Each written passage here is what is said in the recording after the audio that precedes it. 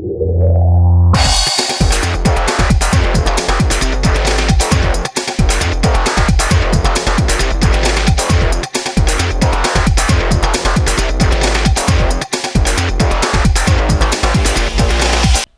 everybody, good morning. It is HarlequinCoHO here, and I've got a nice long 2v2 for you.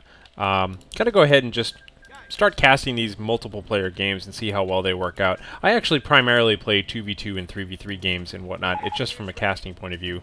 These tend to be a lot longer, so I'm kind of focusing on 1v1s, but I'd like to kind of sprinkle in some 2v2s just to, you know, add the variety out there. I know that, you know, 4v4 is the most popular game type played and things like that, so just to kind of get everybody interested. We've got a great game here submitted by Audemed and by AFKNinja. AFKNinja actually sent this to me, and the two of them just got together one night and decided to play some twos and went ahead and sent this off to me. So AFKNinja, really good armor player. Audemed, really good air player. We've also seen him play armor on a few other games.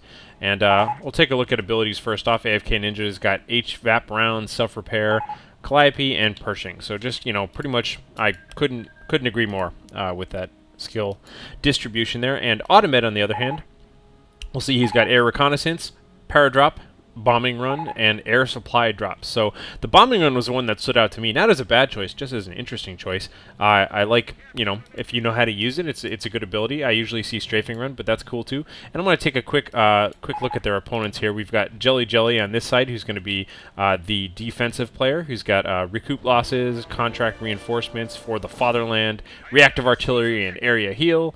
And then on top of him, we have NoluckJim, who's going to be our, I believe he was Blitz. Yes, he is a Blitz player. We've got infantry pillage, flares, stormtroopers, manpower blitz, and assault reinforcements. So big change there is the assault reinforcements. Usually I see the armored reinforcements, but that's all good. We'll just go ahead and see how this goes. So there's a lot to cover in these games, so I'm just going to try and keep an eye on everything all at the same time. Assault Jeep running around in the middle from Audemed, just going to harass away at these Pioneers. Pioneers are being a little bit indecisive here. Honestly, if you take some cover and do some damage to the Assault Jeep, a lot of times they'll take off, but Audemed got the first couple of shots off, and now it's well under his control. I'm going to look at the chessboard here from their point of view. You'll see that Audemed kind of swept down to the south, whereas AFKNinja swept up north, largely leaving the middle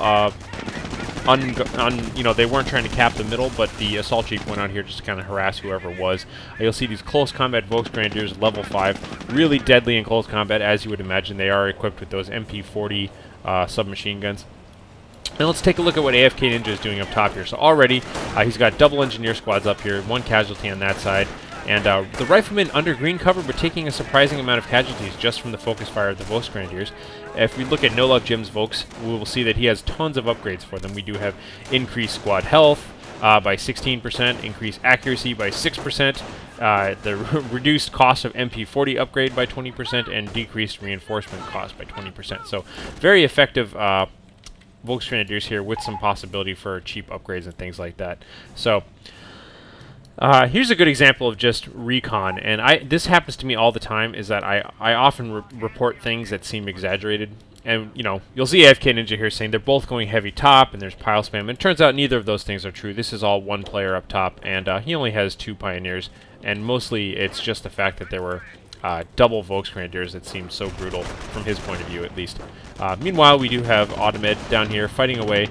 We have got the Assault Jeep doing some, you know, exchanging some fire here with the motorcycle. Assault Jeep is a little exposed here. He's taking kind of unnecessary damage from both sides. Now that the heavy machine gun is set up here, I didn't catch which that is, but undoubtedly that's going to be a Fatherland HMG team hanging out in this building. But you'll see, for the most part, they grabbed good center control here, and they've got a good spread of units kind of all across their border here. And now we'll see what's going on. So Audemed, always very clever with his riflemen. I really like the way he uses them early on. You'll see he very intentionally moves these engineers out to the front, gets them pinned. When you're pinned, your armor goes way up, and then flanks the machine gun with a bunch of riflemen. These are the kind of details that it's easy to miss, and these are the habits of good players, is be very, very intentional about how you go about assaulting machine gun nests. Never assault them directly on unless you have something sort of, you know, gimmicky that you can use, like, you know, hand grenades or sprint or something like that to get past them. Meanwhile, he's just going to hang out here in green cover while falling back with the rest of his troops, kind of providing overlapping fire. These guys are taking off, and you'll see 1, 2, 3 hand grenades.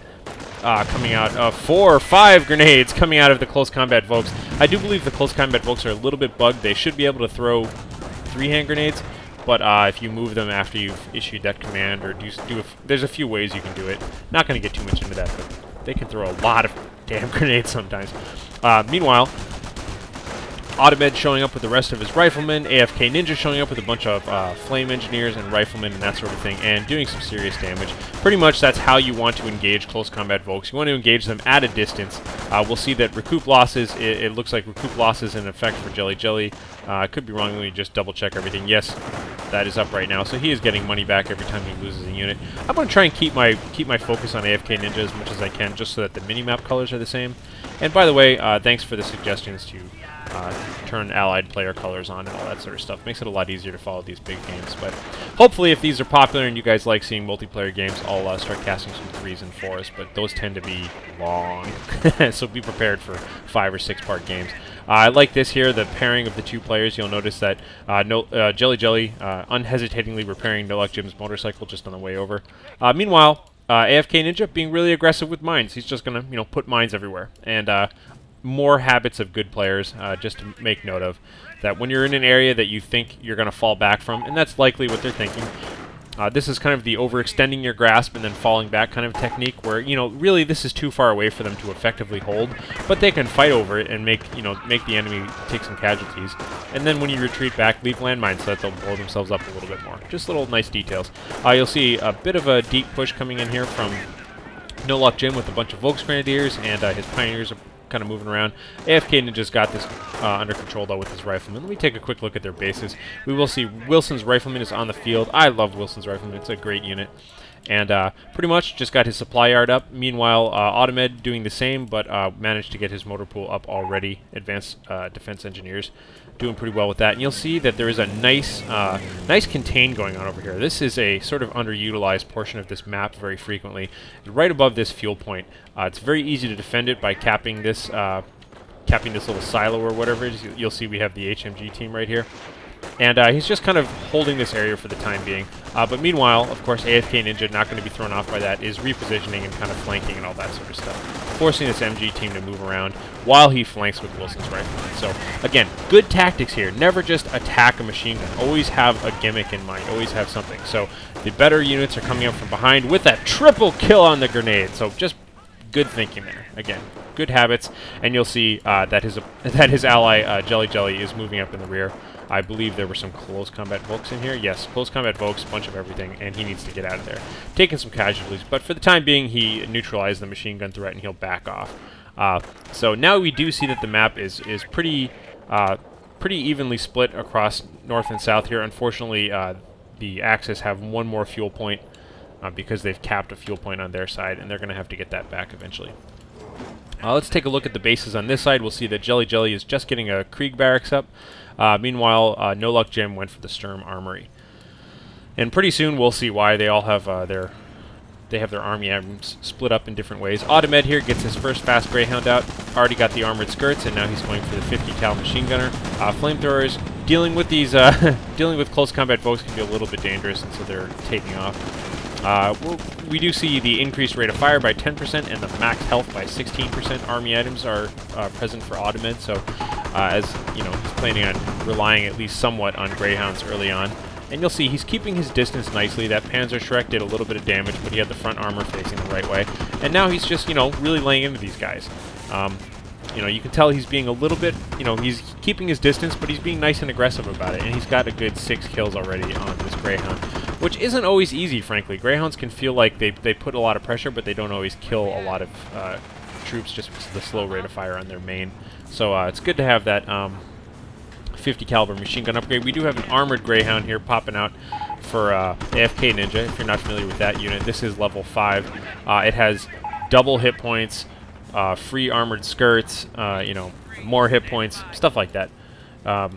So, meanwhile, just a lot of infantry moving around. Let me take a look at the actual armies here. We'll see we've got, for AFKNinja, double engineers, triple riflemen with a Wilson's rifleman, and then the hero Greyhound. And meanwhile, I'll just take a little bit of a peek here at Audemed while we're waiting. We'll see AFKNinja is saying he'll get AT guns. Audemed, we'll see, has got 3 Rifleman squads, 2 Engineers, and a Greyhound. So pretty similar armory sizes for all of them. Just going to take a quick look here while we've got time. And look at JellyJelly real quick. We'll see Machine Gun, Close Combat Volks, AT Gun, Volks, you know, bunch of support units there, and NoluckJim. They are, you know, looking a little bit better. So NoluckJim going straight into his armor here. We see he's got a Stug and a Greyhound. Sorry, not a Greyhound. Stug and a Puma, motorcycle, and some more infantry. So nothing too surprising there. Again, it's kind of a lot to cover in 2v2, so I'm trying to make sure you know, I'm sure we've got Axis players who are going to be like, look at the Axis more, and Allied players who are like, no, I want to see his base more. So trying to kind of jump around here a little bit to see what's up. This Puma armored car in the front, really good idea. One common theme that I see throughout this, and we'll see the reactive artillery up here, scaring away the riflemen, and boom, kills 3 of them in one shot there. And they're going to have to retreat pretty quickly. We'll see a little bit of skirmishing going on here. This Greyhound car is taking a bit of a shot from this anti-tank gun while the Stug is moving up. So skirmish, skirmish, skirmish. Stug's exchanging fire. Maybe someone's going to hit this landmine. Oh my god. Boom! Destroyed engine and kabow. Wow, that was weird. It looked like the rifleman shot actually was enough to finish that one off. Maybe it was a single shot from this Greyhound over here. Was that it? Nope. Maybe it was the rifleman. Yeah, look at that, rifleman. Just regular old rifle fire was enough to finish off that last sliver of health. So, anyhow. The 2 of them are just kind of communicating about what's going on and what they're seeing here. Damaged engine on our armored Greyhound. Unfortunately, I never really like this kind of frontal assault here. It always seems sort of suicidal to just kind of waste your units going into somebody else's base. Sometimes it's good, you can get some scouting done, but, you know, he lost his engine right off the bat, so he's going to be very slow. And really, he'll be lucky if he can get out here alive with that. So let's take a look at this front. This is a very well-developed front from the Axis. By the way, I didn't give the Axis too much credit when I was first going over their, you know, who they were and all that. But I looked them up. They were both either top 1% or top 2%, so definitely experienced players. We'll see a lot of just fighting house-to-house combat going on here. Riflemen picking up this building, but really they need to get out of here. We've got 2 squads of riflemen in here, but close combat folks right outside of it. Hopefully this Greyhound can put some pressure. We see a lot of abilities being used right now in